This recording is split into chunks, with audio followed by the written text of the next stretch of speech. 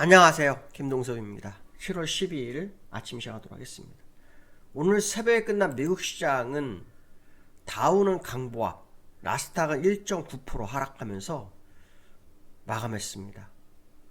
미국 시장이 기다렸던 소비자 물가지수가 둔화가 됐죠. 3개월 연속으로 둔화가 되면서 금리나 기대감을 키웠어요. 그런데 시장은 다른 반응을 보입니다. 시장은 알 수 없다라는 말에 딱 맞는 그런 상황인데요. 소비자 물가지수가 1년 만에 최저치를 기록합니다. 전년비 3.0% 정도가 됐고요. 시장 예상치는 3.1% 증가했습니다. 지난번에 3.2였죠. 그러니까 0.2 정도가 내려온 상황이고요. 근원 CPI도 0.1%, 월비로 0.1% 올랐고 전년비로는 3.0%거든요. 근데 시장 예상치가 0.2%에 예상 3.4%였습니다. 그러니까 근원이든 원래 물가든 모두 다 낮아지는 그런 상황이었고요. 주거비도 둔화되고 있는 상황이라고 합니다. 2020년 5월 이후 4년 만에 처음으로 이 소비자 물가에서 하락했다라는 것이 시장에서는 아주 긍정적인 반응을 보이고 있는 상황인데요.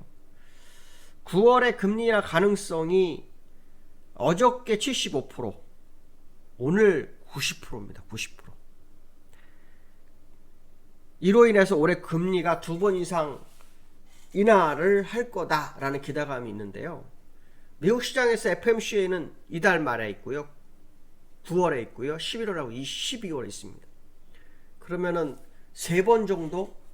2번 이상이면 9월, 12월, 2번이면 10월, 9월, 12월, 그렇죠? 3번이면은 9월, 11월, 12월이고요. 4번이면 이달부터 해야 되는 거거든요. 저는 사실은 원래 금리를 미리 했어야 된다는 주의 중에 한 명이었는데요. 제롬 파월이 얼마 전에 하원과 상원에서 증언한 발언에 의하면 금리가 너무 늦게 내리거나 또 금리 인하폭이 너무 낮게 되면 경제가 약화될 수 있다, 침체가 올 수 있다, 그 얘기를 했거든요.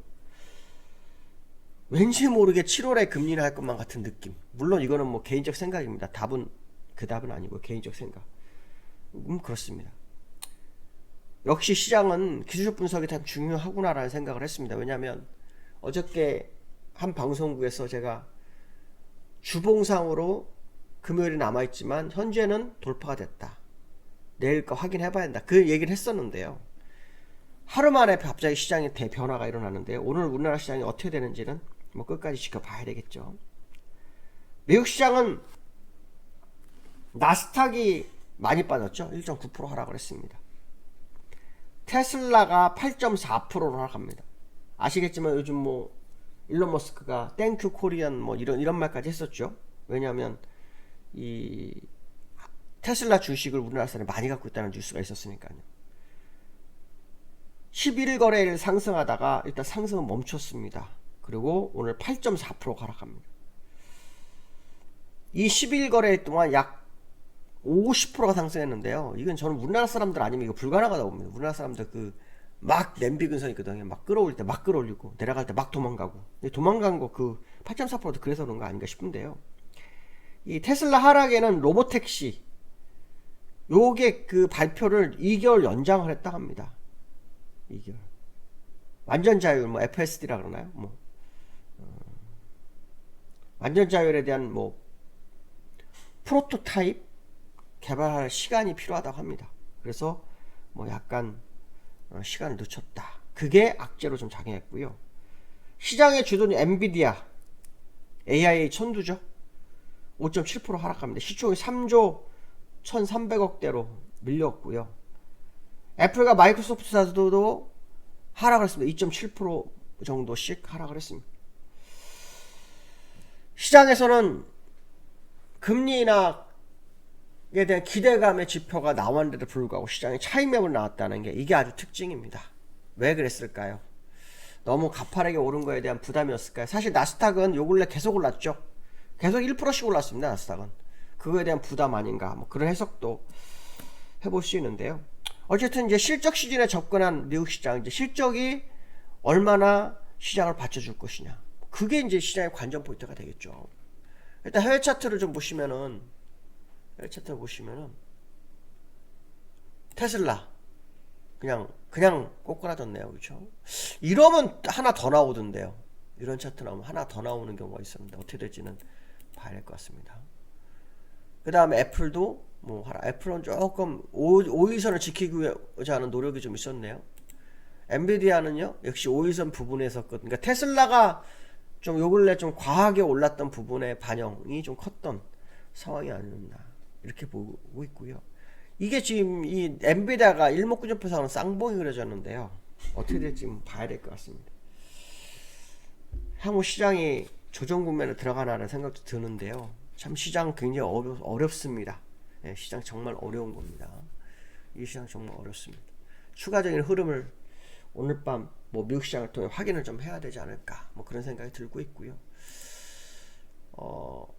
다우와 나스닥 차트를 좀 보면요. 다우는 강보합이니까 이 차트 그대로 유지하고 있는 상태고요. 나스닥은 오늘 1.9% 하락해가지고 그냥 많이 뺐네요. 여기 1% 올랐었죠.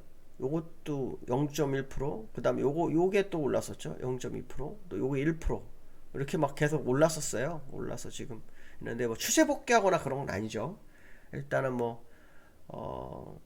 강한 상승에 대한 약간의 밀렸다. 이 정도로 생각을 하시는 게 좋지 않을까. 이런 해석을 해볼 수 있고요. 환율이 원달러가 어저께 그 한국은행에서 금리나 깜빡이를 살짝 키면서 환율이 어저께 1378원에 끝났는데요. 여기서 1372원에 끝났습니다. 1372원. 이제 금리 인하에 대한 기대감이 커지면 환율은 떨어질 수밖에 없죠. 이 환율이 오늘 국내 시장을 받쳐주는지 이것도 상당히 중요하죠. 지금 1371원이네요. 아까 1372원에 끝났는데 좀 시간을 해서 1원이 또 내렸습니다. 그래서 어제보다 7원 또 내렸죠. 어저께도 5원 90조 내렸으니까요. 오늘은 또 7원 넘게 빠졌습니다. 환율이 이제 서서히 조정 국면에 접어드나 싶은데요. 사실 주봉으로 보면은 한 1360원 정도 되면 또 지지력이 있을 것 같은 그런 모습의 차트를 좀 가지고 있다 이렇게 보시면 될 것 같고요. 아까 말씀드렸죠. 한국은행이 금리나 깜빡이를 살짝 키웁니다. 물가 상승률이 많이 안정됐다, 진전이 있었다, 이런 얘기를 하고 있고요. 금리나 시기에 대해서 적절한 시기를 고려하고 있다, 이런 얘기도 하고 있고요. 문제는 가계빚과 환율입니다. 근데 사실은요, 가계빚 그거 줄기 힘들어요. 어차피 늘어요. 그렇다고 확 풀어줄 수는 없지만 묶는다가 될 문제가 아니라는 거죠. 그냥 내비둬야 되는 건데 자꾸 그 외부적 충격 이런 거로 이렇게 방어를 하려고 하는데 그건 좀 아니다 이렇게 보시면 되고요. 만장일치로 동결했대죠. 이게 좀 시장에는 별로 어저께 안 좋게 받아들였었는데 8월에 금리 인하 가능성은 상당히 시장 기다렸죠. 만약에 미국이 제롬 파월이 그 언급했던 거 너무 늦게도 또 너무 낮게도 하락해서는 금리 인하 해서는 안 된다, 이게 발언이 혹시 7월을 겨냥해서 한다면 우리나라도 8월에 금리 인하 할 수 있겠지만 9월을 겨냥한 거라 그러면 금리는 우리나라는 9월에 10월에 내려올 확률이 높죠. 10월이나 11월을 겨냥할 수 있죠. 어쨌든 올해는 금리 인하 가능성이 점점 커지는 것만큼은 사실이다라는 생각을 한번 해봐야 될 것 같고요. 코스피가 슬금슬금 올라와서 지금 얼마냐, 2891입니다. 2860과 80 사이가 되게 중요한데요. 이게 지금 오늘 또 고주부 지점에서 일단 또 지지력이 나오지 않을까 싶은데 미국 하락으로 일단 이 부분을 좀 확인해야 되지 않을까 이런 말씀드리고 싶고요. 기술적으로 보면은 우리나라 코스피가요, 이건 아닙니다. 지금 5일선에 딱 그 지지력 양봉이었거든요. 그래서 여기서 한 번 더 밀어내는지를 봐야 되는데 이 주봉상으로는 이게 지금 이게 업데이트가 잘 안 돼서 죄송합니다. 주봉상으로는 아직 공간을 살짝 돌파해놓고 끝났거든요. 그래서 오늘 흐름을 좀 봐야 될 것 같고, 수급으로는 그 외국인의 매수가 굉장히 강력한데요. 기관은 별로 매수를 안 하고 매도를 좀 하다가 멈추고 이런 갈짓장구로 있죠. 외국인은 확실하게 매수를 해주고 있습니다. 그래서 외국인들이 오늘 어떤 흐름을 보이는지도 한번 볼 필요성이 있겠다. 이런 말씀 드릴 수 있을 것 같습니다. 오늘 여기까지 하겠습니다. 감사합니다.